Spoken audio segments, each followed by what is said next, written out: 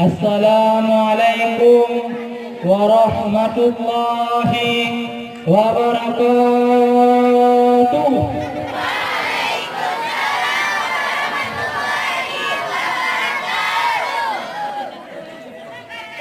Alhamdulillah, alhamdulillahi rabbil alamin.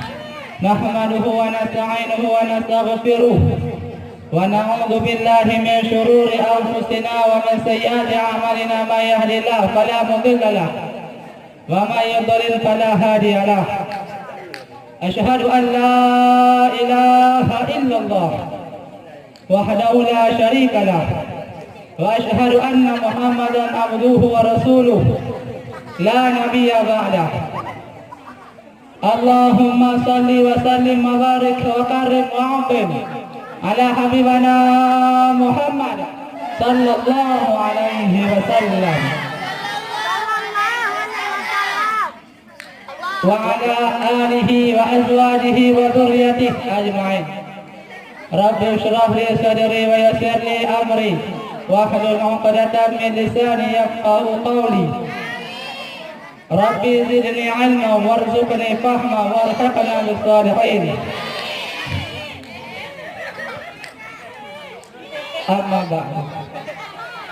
Yang saya muliakan kepada Al-Mukarram Al-Fadil Al-Marhum Abu Abi wal Abuya, Allahumma ghfir lahum warhamhum wa'afihi wa'fu anhum waj'alil jannata mathwahum. Yang saya muliakan kepada seluruh asatiz maupun asatidzah yang ada di daerah Asasun Najah,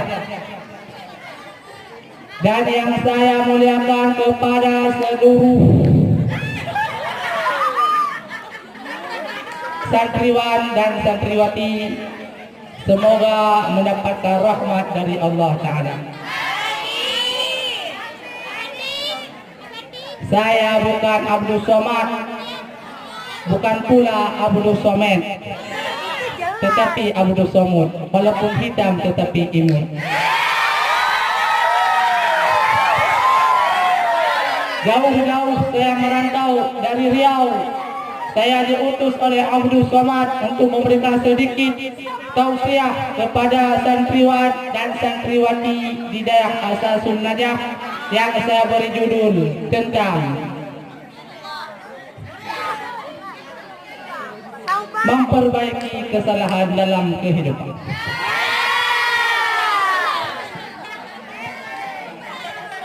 Saudara-saudari yang dirahmati oleh Allah,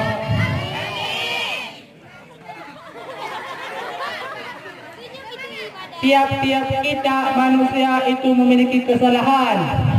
Rasul saja pernah bersabda, kullu bani adamin khata'un. Tiap-tiap umat manusia itu memiliki kesalahan. Wa khairul khata'in, dan sebaik-baik orang melakukan kesalahan ialah tawwabun, mereka yang bertobat dari kesalahan tersebut. Jangankan saya, engkau dan seluruh manusia itu memiliki kesalahan. Tetapi ketika seseorang telah melakukan kesalahan, maka sepatutnya bagi orang tersebut untuk bertobat kepada Allah Ta'ala. Setelah bertobat, apa yang harus dilakukan? Dia haruslah berjalan pada jalan yang lurus, yaitu bertakwa kepada Allah. Mengapa harus bertakwa, Ustaz? Karena inna akramakum innallahi atqakum. Orang yang paling mulia di antara engkau di sisi Allah ialah orang yang paling bertakwa di antara engkau. Lantas apa itu takwa? Yang pertama, takwa ialah imtithal awamirillah, menjunjung tinggi seluruh perintah Allah, baik dalam keadaan sir, sendiri-sendiri maupun alamiah, di depan banyak orang. Mana contohnya, Ustaz? Contohnya ialah salat yang pertama. Mengapa harus salat?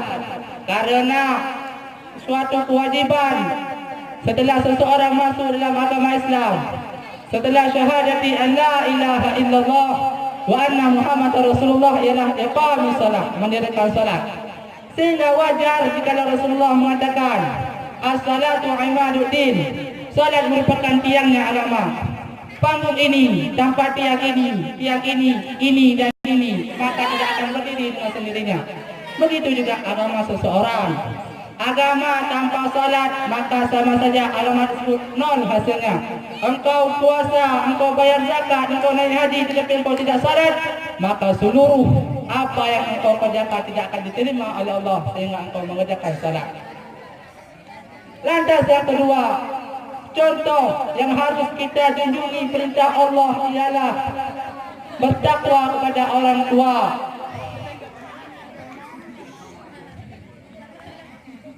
Mana dalilnya Ustaz? Allah bersabda, Allah berfirman dalam Al-Quran, wa qadha rabbuka, Tuhan engkau telah memerintahkan engkau dengan sesuatu yang telah pasti. Apa? Yang pertama, alla ta'budu illa iyyah, bahwa janganlah engkau sekalian menyembah selain Allah Ta'ala. Menyembah Allah Ta'ala hanya ada dalam agama Islam. Oleh kerana itu Allah berfirman dalam Al-Quran, inna dina indallahil Islam, agama di sisi Allah adalah agama Islam.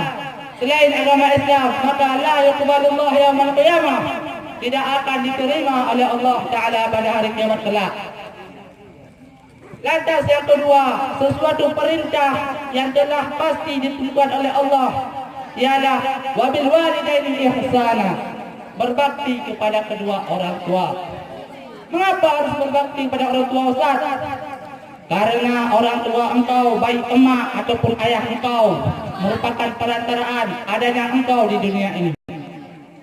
Oleh karena itu Allah berfirman, fala taqul lahum uffin, janganlah engkau mengatakan kepada keduanya itu kata-kata kata-kata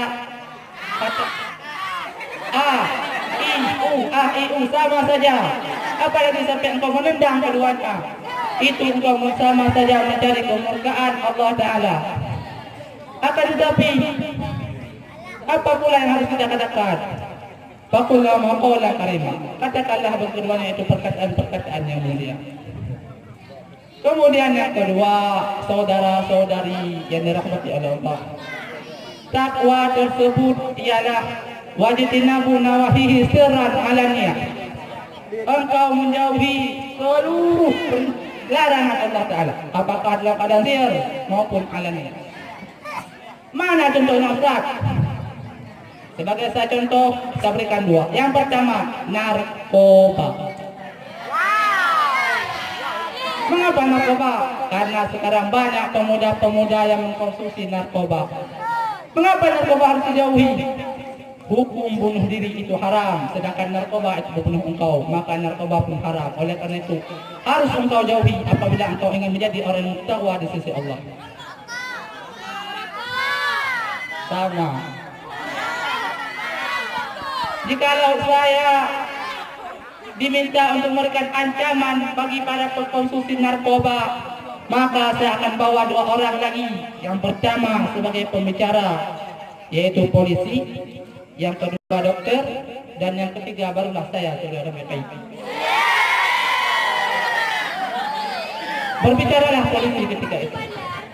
Apa kata polisi? Siapa yang mengkonsumsi narkoba maka akan dikenakan sanksi, masuk penjara, kena hukuman, ditembak, mati, habis. Lalu barulah berbicara dokter sebagai pembicara kedua. Apa kata dokter? Apabila narkoba tersebut masuk dalam tubuh seseorang, maka dia akan naik ke atas otak, akan hancur, akan rusak, akan hancur, akan rusak, akan hancur, akan rusak, akan hancur, akan rusak. Lalu akhirnya barulah saya selaku pembicara ketiga berkata, apa komentar engkau Ustaz? Siapa yang mengkonsumsi narkoba maka neraka jahanamlah tempatnya, khalidina fiha abada. Mengapa harus neraka Ustaz? Jelaslah. Narkoba, nar yang artinya neraka, sedangkan toba yang artinya makanan. Narkoba makanan neraka. Makanan neraka tak pernah ada dalam surga, melainkan berada dalam neraka. Ustaz, engkau dari tadi melarang kami untuk mengkonsumsi narkoba. Engkau pernah ada narkoba? Alhamdulillah. Dari semenjak kecil, berkah didikan orang tua sampai sekarang, jangankan narkoba, rokok yang memiliki narkotika yang kecil pun tak pernah dihisap di mulut ini.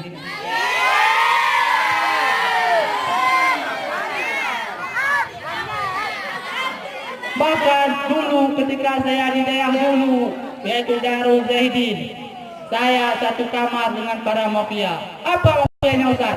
Semuanya perokok kecuali saya satu orang. Sehingga mereka pun berkata, apabila engkau Surya tidak mau menghisap rokok, maka kami hajar semua engkau. Lalu akhirnya Alhamdulillah 3 tahun saya bertahan dalam kamar dengan mereka. Sedikit pun saya tidak tahu bagaimana rasa rokok tersebut. Apalagi narkoba yang lebih besar daripada rokok.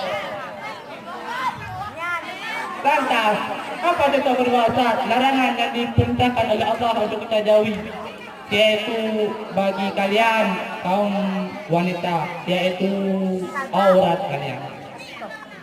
Mengapa dengan aurat kami Ustaz? Karena kami lelaki itu rusak, error dengan sebab kalian dari 2 hal. Yang pertama, apabila kami melihat bagian atas dari kalian, yaitu rambut kalian. Oleh karena itu, kalian yang udah pergi ngaji, pakailah jilbab-jilbab yang syar'i, jilbab-jilbab yang Islamiyah, banyak-banyak tutup aurat kalian. Jangan pula nanti ketika kalian keluar dari daerah ketika libur, kalian mencontohi jilbab-jilbab seperti orang luar sana. Macam mana jilbabnya Ustaz? Sekarang ada namanya jilbab pasrah tapi tak rela. Belakang tertutup, di depan terbuka. Sama saja nampak rambut kalian kepada kami lelaki. Haram hukumnya. Dan yang kedua, yang harus kami itu error dengan sebab kalian, disebabkan dengan suara kalian. Oleh karena itu ketika bicara sama lelaki, janganlah bicara dengan lemah lembut. Kalau saya lelaki berikan salam, jangan jawab dengan lemah lembut. Assalamualaikum. Waalaikumsalam. Tapi kalian yang udah pergi ngaji harus tegas ketika bicara dengan lelaki. Jika lelaki berikan salam, Assalamualaikum. Waalaikumsalam.